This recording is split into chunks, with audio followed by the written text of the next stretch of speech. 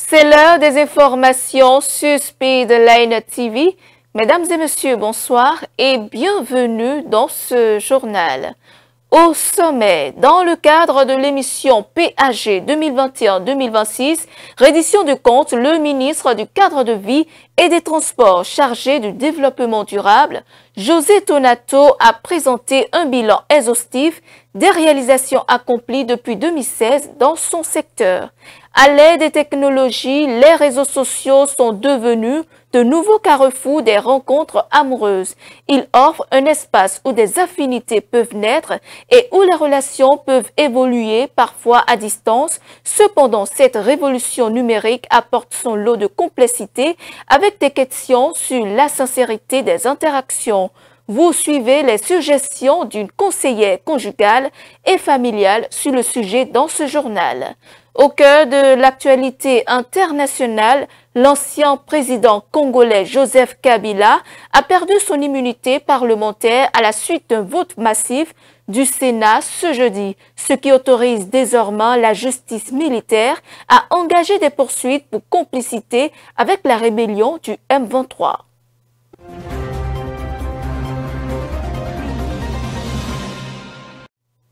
Merci de nous recevoir chez vous avec cette livraison de l'actualité. Grâce aux réformes du régime de la rupture, la population pousse un ouf de soulagement dans le secteur des transports.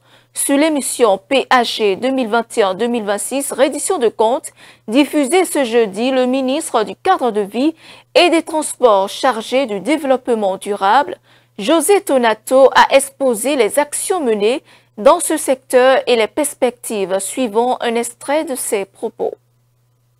Quand vous avez fini de faire des routes, quand vous avez fini de planifier, de bâtir des villes, ce qui fait le succès des villes, c'est que les gens puissent se déplacer sur leurs différents points de centre d'intérêt, quitter la maison, aller travailler, aller au marché, aller faire un loisir, aller se détendre le week-end. Pour ça, il faut des routes, oui, mais il faut un système de déplacement qui n'impose pas que chacun ait forcément son propre moyen de déplacement. Puisque le propre moyen de déplacement impose des contraintes de stationnement aussi. Et puis, au-delà de tout ça, la moto qui a été la solution de transport public pour nous est un moyen qui coûte cher, y compris pour celui qui opère. Dans quel pays du monde on mobilise une personne pour transporter une personne? Mobiliser une personne pour transporter une personne? Pour que celui qui le fait s'en sorte, il faut qu'il fasse payer cher son client. C'est une perte pour vous. C'est une perte pour lui, pour sa santé, pour tout le monde. Et c'est un facteur d'émission de gaz à effet de serre très élevé. Parce qu'il y a plusieurs motos. Vous voulez transporter 50 personnes, vous devez démarrer 50 motos. Donc, on va vers un transport public de masse, avec bus. Nous allons même électrifier ce transport pour aller vers des modes de transport doux, comme les bus électriques, dans un futur comme les proche. Dans un futur très proche. Et comment vous comptez gérer l'effectif de nos étudiants, comme nous aimons bien les appeler? Vous savez, les étudiants ne vont pas disparaître. Dans le domaine du transport, il y a ce qu'on appelle le dernier kilomètre, qui est le transport de rabattement, le trafic de rabattement. Pour aller à l'arrêt bus, si votre maison est à 1 km, 500 mètres, il faut que quelqu'un vous amène là-bas.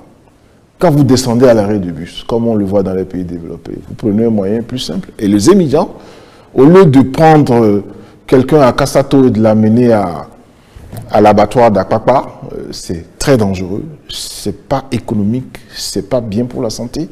Il vaut mieux que les étudiants, ceux qui vont subsister à ce mode qui va se mettre en place, là, qui puisse continuer à opérer dans le trafic de rabattement. Par exemple, il y a des pays où vous n'avez pas de taxi-moto. Pourtant, le transport se fait. Vous savez, le taxi-moto... C'est à leur culture en matière de déplacement. Le taxi-moto a été comme une réponse à la carence du transport urbain dans notre pays. Une réponse. Aujourd'hui, les taxis qui, quand vous quittez dans votre zone, si vous voulez prendre un taxi, c'est un taxi de ligne, ou soit vous allez à Tokpa, ou le taxi ne peut vous amener nulle part. Vous lui dites, non, moi je ne vais pas là-bas, je vais à Tokpa. Dans d'autres pays où les choses sont organisées, oui, le taxi vous prend, il vous amène à la destination que vous voulez, avec son coût. Le gouvernement a déjà tenté une expérience Bénin Taxi, par exemple. Ça a eu les succès qu'on connaît, ça a eu les échecs également qu'on connaît. La réflexion est en cours pour améliorer ça, puisque ce n'est pas un sujet qu'on peut abandonner, le transport urbain. C'est un besoin. Comme on règle le problème de la route, comme on règle le problème de l'assainissement, on doit régler également le problème du transport. Le port de Cotonou est en extension et en modernisation pour accueillir des bateaux plus grands, donc recevoir des flux plus importants de marchandises. Et parce que c'est les bateaux qui sont plus grands, qui font le même trafic, le coût ramené à l'unité du produit va revenir beaucoup moins cher. Quand vous avez un bateau qui vous ramène 10 cartons et qui fait le même trajet, quand vous avez un autre bateau qui vous ramène 2000 cartons et qui fait le même trajet, consomme le même carburant, vous vous rendez compte que accueillir les gros bateaux, c'est important, c'est stratégique, c'est économique, c'est social. Ça réduit le coût, la charge sur chaque type de produit que nous allons acheter à la fin. Et donc, aujourd'hui, le projet majeur du port, c'est étendre le bassin. Vous avez vu, le bassin va être plus grand. Donc, étendre la longueur des quais, ça va être encore plus long pour accueillir des bateaux. Mais surtout, pour pouvoir accueillir ces grands bateaux, il ne suffit pas de d'étendre. Il faut augmenter la profondeur. Nous passons donc d'un tirant d'eau de 10 mètres, en moyenne 12 mètres, à un tirant d'eau de 16 mètres. Donc, nous creusons en profondeur pour que les grands bateaux puissent arriver. Et des bateaux de 300 mètres, ce qu'ils appellent New Panamax, 300 mètres de long. On a annoncé tout dernièrement, le tout dernier qui est 450. Nous serons en mesure, par les travaux que nous sommes en train de faire. On était sur les 300 mètres. Dès que le président de la République a entendu que les bateaux de 450 mètres sont annoncés, il a dit, pendant que nous sommes en travaux, regardez-moi les études en même temps pour que... Il vaut mieux anticiper pour qu'on n'ait pas à refaire des travaux. Nous avons le terminal 5, qui est 20 hectares de terminal pour vrac et conteneurs. On est en train de multiplier les capacités du port par 4 et 5. On va faire un port de pêche, le port de pêche le plus moderne, aux normes standards des ports de pêche au niveau mondial. On va avoir un port d'accostage de plaisance. On va faire un dépôt pétrolier. Le mieux, c'est qu'on est en train de faire un parking gros porteur pour sortir tout le stationnement du port. Ils vont rester à côté et arriver pour prendre les marchandises. On est en train de sortir les bureaux du port. On est en train de faire un centre des affaires maritimes. Tout le monde voit sur le boulevard de la Marina que le port est en train de construire un bâtiment pour que tout ce qui est bureau et consort sorte de l'emprise portuaire de façon à ce qu'on ait plus de place pour stocker plus de conteneurs, pour développer plus d'activités portuaires. C'est vraiment à l'horizon 2027 que tout sera terminé et nous aurons un port qui va challenger la plupart des ports de la sous-région. Autre information dans ce journal, à l'heure où la vie quotidienne des personnes sont de plus en plus partagées en ligne, les réseaux sociaux jouent un rôle central dans la façon dont les liens amoureux se tissent. De la découverte de nouveaux partenaires à l'entretien de relations à distance, ces plateformes offrent des possibilités infinies pour se connecter. Cependant, elles apportent aussi le lot de défis comme la gestion des attentes et la recherche de l'authenticité. Madame Akpouvoa Aurore, coach familial et conjugal, nous livre quelques conseils suivants. La drague en ligne, c'est les avances que les jeunes se font en ligne. C'est une façon de faire la cour à la femme ou peut-être à l'homme parce que en ces temps-là, c'est les deux. Je vais simplement vous dire, parfois ça marche, parfois ça ne marche pas. Nous recevons des jeunes couples qui viennent nous consulter, des jeunes couples qui viennent poser leurs problèmes, demander des conseils. Sur 10 couples, nous avons 7 échecs. Il n'y a que 3 couples qui tiennent le coup. Soyons optimistes. Peut-être avec le temps, le taux va monter. Peut-être à 5. Mais je donne les statistiques que moi j'ai à mon niveau. Peut-être à d'autres niveaux, il y a mieux. Il y a assez d'illusions dans cette histoire de drague en ligne. Il y a assez d'illusions. Parfois, ce qu'on nous fait voir, ce n'est pas ça. Des gens vont jusqu'à même louer des habits. Des gens vont louer des appartements pour vendre de l'illusion, pour montrer à leur vis-à-vis qu'ils sont quelque chose, mais au finish, c'est la déception totale. Il y a des gens qui ne savent même pas parler français. Eux, ils ne font souvent pas les appels vidéo autres. C'est des écrits. On écrit tout le temps. Tout le temps, on est en train de s'écrire. Et parfois, on dit, mon cadre ne me permet pas de faire des appels vidéo et autres. Et on s'écrit, et c'est de gros mots, c'est de gros français. Mais quand on se voit face à face, mais à peine 1 minute de discussion, puis la femme est déçue, ou bien c'est l'homme qui est déçu.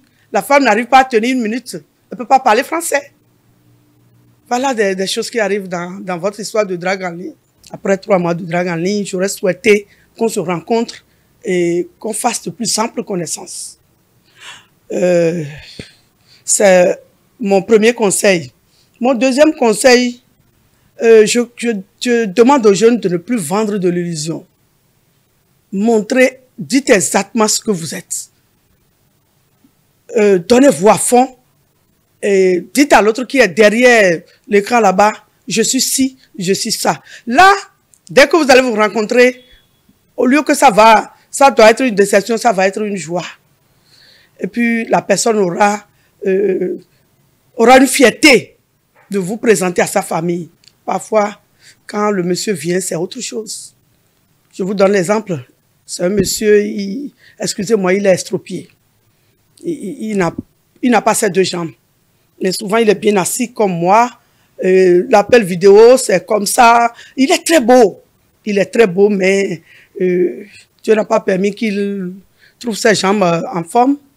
Au lieu de dire à la dame ou à la fille, j'ai tel problème, il n'a rien dit. Mais c'est le jour, les gens sont allés l'amener de l'aéroport à la maison que la déception a été grande. Le monsieur, lui, n'était pas gêné. Il disait, mais ce n'est que handicap, ce n'est que mon handicap, ça ne peut pas entraver notre amour. Mais la femme et ses parents sont complètement déçus. L'amour s'est transformé en autre chose. Les gens n'ont plus voulu le recevoir. Et c'était, je ne vais pas vous dire la suite, c'était triste. Il est reparti comme il est revenu. Nous, les femmes, nous avons nos critères. Hein. Mais si nous décidons d'aimer un homme, on l'aime avec tous ses défauts. On l'aime avec ses handicaps. Mais il faut quand même dire la vérité. Je conseille aux jeunes de dire la vérité. Ce n'est pas seulement aux hommes, hein. Je conseille aussi aux femmes de dire la vérité. Une femme qui porte perruque tout le temps, hein? Tout le temps, elle n'a pas de cheveux, elle porte tout le temps de perruque. Elle a des problèmes avec son cuir chevelu. Mais il faudrait qu'un jour, qu'elle rase la tête et qu'elle montre au monsieur comment elle est belle avec sa tête rasée. Moi, je préfère ça. Il ne faudrait pas qu'on se maquille tout le temps. Il faudrait quand même qu'on reste naturel de temps à autre parce que le monsieur viendra découvrir un jour. Il faudrait quand même que tu ailles à la douche et tu te laves. Et là, les imperfections apparaissent. Je préfère qu'on reste naturel et qu'on se dise la vérité. Dans le reste de l'actualité, présent du matin au soir, le téléphone portable s'est imposé comme compagnon indispensable de nos vies modernes. Appels, messages, réseaux sociaux, GPS ou paiement, tout passe par cet objet devenu incontournable. Mais sommes-nous encore capables de nous passer ne serait que 24 heures? La réponse dans ce reportage. Dans un monde où chaque instant est capturé, partagé et scruté à travers un écran, l'idée de se déconnecter semble incertaine pour de nombreuses personnes. À l'aide du numérique, le téléphone portable est devenu un compagnon indispensable, que ce soit pour communiquer, s'informer ou se divertir. Il est difficile d'imaginer de passer une journée sans cet appareil. Pour certains, cet outil joue un rôle central dans les interactions sociales. Selon moi, je ne peux pas passer une journée sur le téléphone portable parce que bon, c'est un outil indispensable qui fait partie du quotidien. Moi, par exemple, je prends le téléphone portable pour travailler parce que je suis web entrepreneur. Je fais de la rédaction web, tout ça. Donc, sans téléphone portable, je ne vois pas mes activités prospérer en fait. Il faut reconnaître que c'est devenu aujourd'hui un outil indispensable. Et moi qui suis ici, je ne pourrai jamais passer une journée, ma journée, sans savoir mon téléphone portable. Il s'agit bien sûr de mon Android, parce que c'est devenu mon outil indispensable. Vu que je suis journaliste, il va falloir que j'utilise ce portable à bon escient. Mais aujourd'hui, on constate d'autres utilisent ces portables, ces outils à d'autres fins. Donc moi je crois que vu l'ère actuelle, on ne peut pas vivre sans le téléphone portable. C'est pas possible. C'est pas possible de rester même 5 minutes sans avoir son téléphone à côté. Pourquoi? Parce que sans le téléphone aujourd'hui, tu ne peux rien. Rien. Donc pour moi, c'est impossible. Le téléphone portable occupe une place très importante, hein, pour ne pas dire une place cruciale. Parce que, bon, à l'ère moderne aujourd'hui, par exemple, nous sommes à l'ère du numérique. Donc le téléphone portable, ça fait partie des outils indispensables. Vous voyez, on ne peut pas tout le temps trimballer l'ordinateur. Donc avec le téléphone portable, il y a des tâches qu'on peut faire facilement en se déplaçant. À l'ère de la modernisation aujourd'hui, je crois que personne ne peut vivre sans un téléphone portable. Même quand on rentre dans les milieux reculés aujourd'hui, même la vieille qui est à la maison réclame aussi avoir un téléphone portable. Parce que déjà à la maison, tu as ton enfant qui est sorti depuis le matin, il faut se demander mais où est-ce qu'il est parti? Secondo, quand vous avez un portable Android, on peut communiquer en visuel avec celui qui est de l'autre côté, celui qui est à l'extérieur, hors du territoire national du Bénin. Et aujourd'hui, vous voyez, on ne peut pas décrire, on ne peut pas dire l'importance qu'occupe la place de téléphone aujourd'hui dans le monde entier. Dans l'ère actuelle, je crois que c'est devenu un outil indispensable. Je n'ai pas les mots pour le définir, mais le portable aujourd'hui, ça joue beaucoup de rôles dans la maison, dans le foyer, dans l'administration, dans les lieux de service, et pourquoi pas même surtout dans le secteur éducatif. La valeur d'un téléphone est énorme, qu'on ne peut le définir. Je prends un exemple par hasard. Aujourd'hui, par exemple, nous n'avons pas de... Par exemple, sans le téléphone, tu ne peux rien en fait.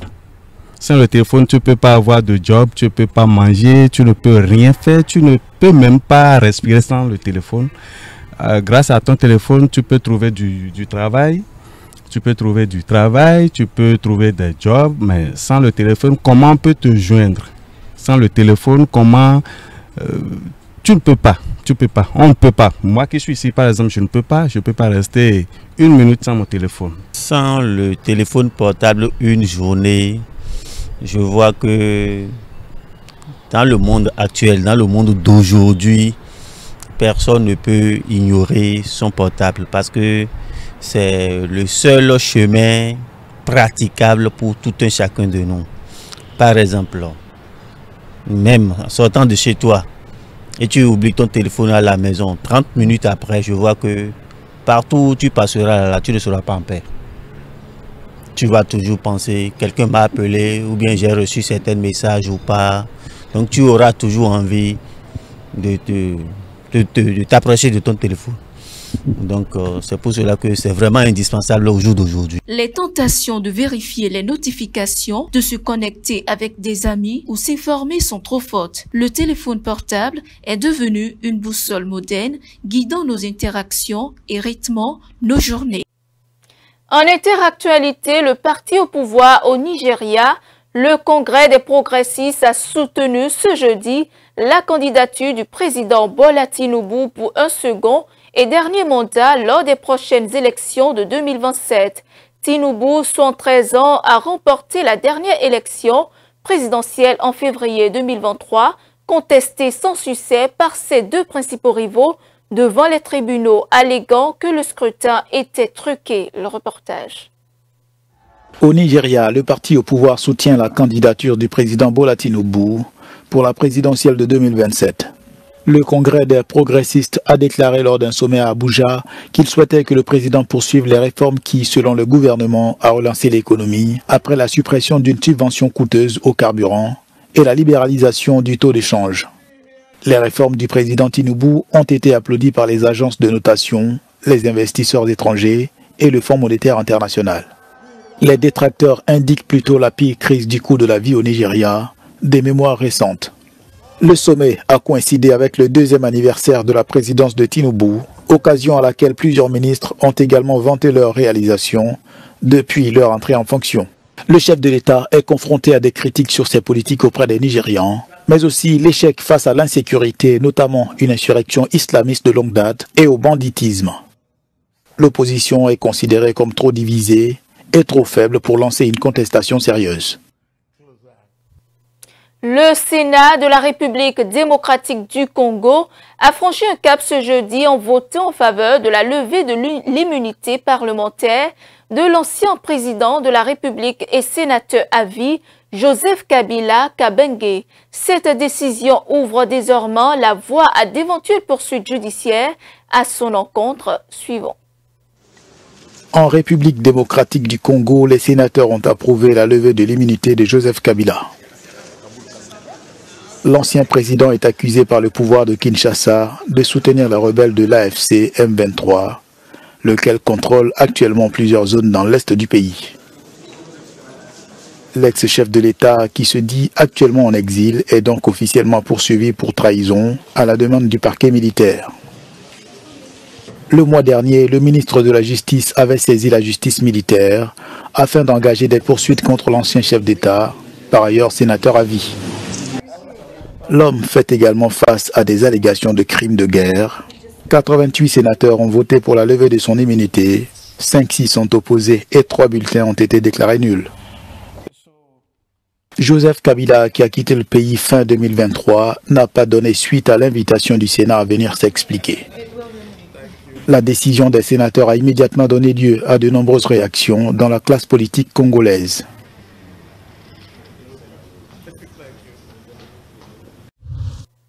La rencontre du 21 mai 2025 entre le président sud-africain Cyril Ramaphosa et l'ex-président américain Donald Trump à la Maison-Blanche a suscité des réactions partagées tant en Afrique du Sud qu'à l'international. Initialement, Ramaphosa avait prévu de discuter de sujets tels que le commerce, les investissements. Cependant, Trump a orienté la conversation vers une vidéo controversée prétendant documenter des violences contre les fermiers blancs en Afrique du Sud, qu'il a qualifié de génocide. Le reportage. Déception en Afrique du Sud après l'échange entre Donald Trump et Cyril Ramaphosa à la Maison-Blanche mercredi. Les Sud-Africains reprochent à leur président de n'avoir pas suffisamment riposté aux accusations d'assassinat systématique de fermiers blancs renouvelées par le président américain. Cela ne s'est pas passé aussi bien que le président Ramaphosa l'avait prévu. Trump s'est préparé à l'avance et il a continué à raconter que l'Afrique du Sud était une société très violente. Il a parlé d'assassinats ciblés contre des fermiers blancs, des choses horribles. Par conséquent, le président Ramaphosa n'a pas eu de retour à ce moment-là en ce qui concerne cette perception. Il n'a pas réussi à dissiper cette perception. Je pense qu'il a été pris au dépourvu. Une déception donc sur toute la ligne, Donald Trump ayant utilisé cette audience pour marteler ce qu'il reproche à l'Afrique du Sud. De quoi s'interroger sur l'intérêt de la visite de Ramaphosa à Washington. Honnêtement, je ne comprends pas pourquoi Ramaphosa se trouve aux États-Unis alors que Trump a très clairement exprimé ce qu'il pensait de l'Afrique du Sud, en particulier après le départ des Afrikaners. Je pense également qu'Elon Musk s'en est servi pour négocier l'utilisation de Starlink en Afrique du Sud et je pense que c'est très problématique. Cyril Ramaphosa entendait profiter de la rencontre pour remettre sur les rails les relations entre son pays et les États-Unis. Les États-Unis ont annoncé des sanctions contre le Soudan après avoir déterminé que l'armée soudanaise avait utilisé des armes chimiques pendant la guerre civile en cours dans le pays. Les États-Unis ont déterminé, en vertu de la loi de 1991 sur le contrôle des armes chimiques et biologiques et l'élimination des armes de guerre, que le gouvernement du Soudan a utilisé des armes chimiques en 2024. Suivant. Limitation des exportations et de lignes de crédit. Telles sont entre autres les mesures que les États-Unis mettront en place contre le Soudan à partir du 6 juin. Des sanctions prises par Washington suite à l'utilisation présumée d'armes chimiques par l'armée soudanaise dans la guerre contre les forces de soutien rapide. La décision a été notifiée au Congrès américain jeudi. Les États-Unis appellent le gouvernement du Soudan à cesser toute utilisation d'armes chimiques et à respecter ses obligations en vertu de la Convention sur les armes chimiques, a déclaré la porte-parole du département d'État américain cité par l'agence Reuters. En janvier déjà, l'administration américaine avait imposé des sanctions au chef de l'armée soudanaise, le général Abdel Fattah al-Burhan, accusé d'entraver le processus de paix dans le pays. Le Soudan est en proie à la guerre qui oppose l'armée aux forces de soutien rapide. Le conflit a déjà coûté la vie à des dizaines de milliers de personnes et fait plus de 13 millions de déplacés.